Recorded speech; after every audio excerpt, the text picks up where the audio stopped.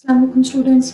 Letters और letters की types को हम डिस्कस कर चुके हैं। शेप के लिहाज से जो इंग्लिश लेटर्स हैं उनकी दो इकसाम है, कैपिटल लेटर और स्मॉल लेटर, और साउंड के लिहाज से वाउल्स और कॉन्सोनेंट्स। आज हम डिस्कस करेंगे digraph. Di means two. Digraph की डेफिनेशन पढ़ते हैं। Two consonant letters of English that give a different sound when joined together are called digraph. English के दो कॉन्सोनेंट लेटर्स जब आपस में मिलके एक नया साउंड बना देते हैं तो उसको हम कहते हैं डायग्राफ। उन दो कॉन्सोनेंट लेटर्स के कॉम्बिनेशन से जो एक न्यू साउंड बनता है उसको हम कहते हैं डायग्राफ। फॉर एग्जाम्पल ये सारी डायग्राफ्स लिखी हुई हैं। एसएच, शीन, ऐश, शॉप, ट्रैश।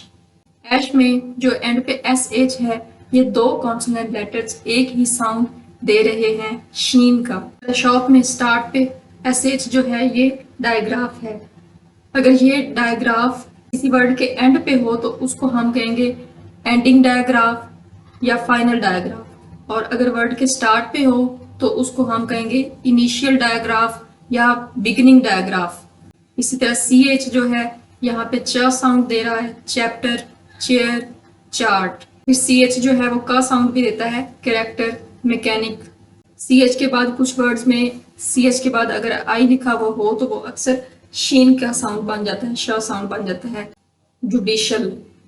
इस तरह जो डायग्राफ जी एच है ये फा साउंड और घ साउंड, बूस्ट, टफ, इनफ। तो दो लेटर्स, दो कॉन्सोनेंट लेटर्स जब इंग्लिश में मिलके एक न्यू साउंड बना देते हैं तो उसको हम कहते हैं डायग्राफ। इसी तरह फिर कुछ ट्राईग्राफ्स भी हैं और क्वाडग्राफ्स भी हैं। डाई मीन्स टू और ट्राई मीन्स थ्री। जैसे ये टी सी एच तीन लेटर्स मिलके एक साउंड दे रहे हैं। इन वर्ड्स में हम देखें कैच, बैच। क्वाडग्राफ क्वार्टर से है, क्वाड। Quad means four. जब फोर लेटर्स का कॉम्बिनेशन वर्ड के एंड पे आ जाता है और वो एक ही साउंड बन रहा हो तो फिर हम उसको क्वाडग्राफ कहेंगे। ट्राईग्राफ और क्वाडग्राफ जो है ये यूजुअली वर्ड के एंड पे होती हैं। डायग्राफ के बाद फिर है कॉन्सोनेंट ब्लेंड। दोनों में थोड़ा सा डिफरेंस है। The term consonant blend is used in phoenix, phoenix या फोनेटिक्स स्टडी ऑफ साउंड कहते हैं, टू रेफर टू टू और three consonants present in the same syllable of a word and not separated by vowels.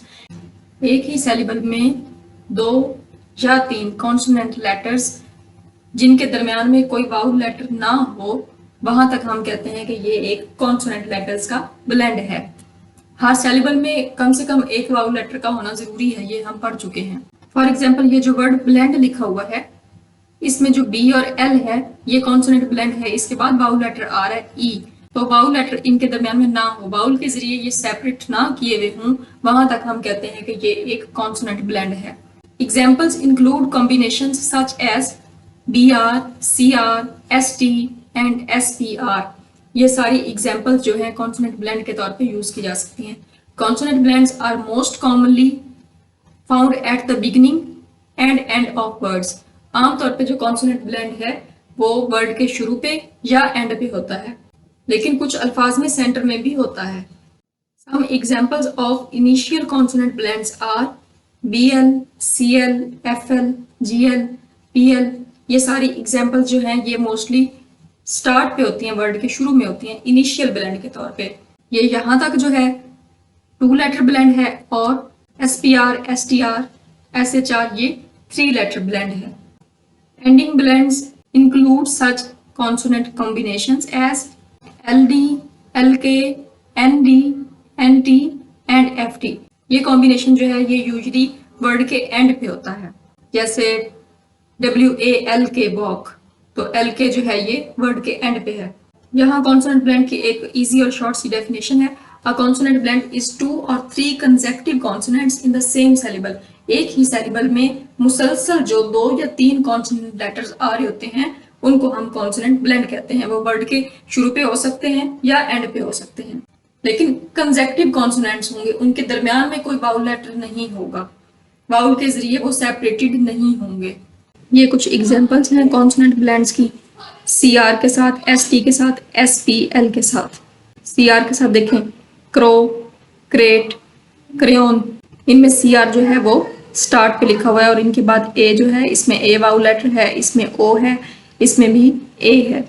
जिस तरह हमने initial digraph और ending digraph पढ़ा था, इसी तरह कॉन्सोनेंट ब्लेंड भी इनिशियल और एंडिंग होता है। अगर वर्ड के स्टार्ट पे हो तो हम उसको कहेंगे इनिशियल कॉन्सोनेंट ब्लेंड या बिगिनिंग कॉन्सोनेंट ब्लेंड।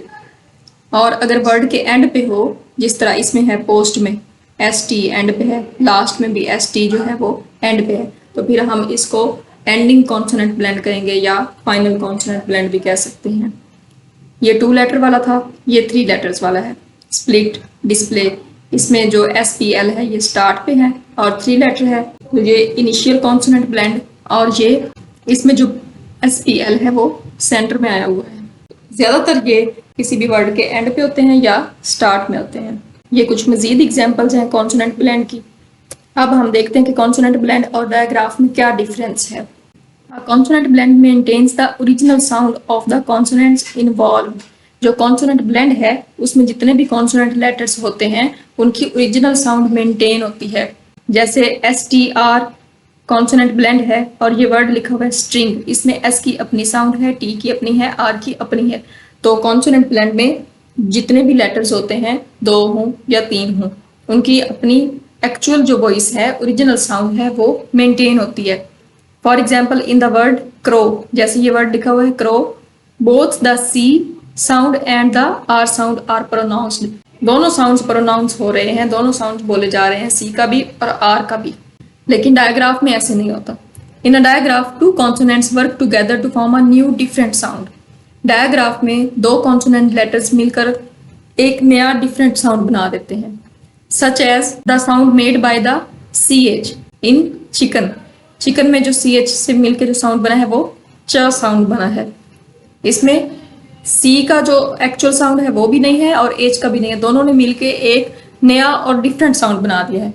तो डायग्राफ और कॉन्सोनेंट ब्लेंड में यही डिफरेंस है। कॉन्सोनेंट ब्लेंड में जितने भी लेटर्स हों, चाहे वो स्टार्ट पे हों या एंड पे हों, इनिशियल कॉन्सोनेंट ब्लेंड हो या एंडिंग कॉन्सोनेंट ब्लेंड हो, 2 लेटर्स हों या 3 लेटर्स हों, सबको प्रोनाउंस किया जाता है।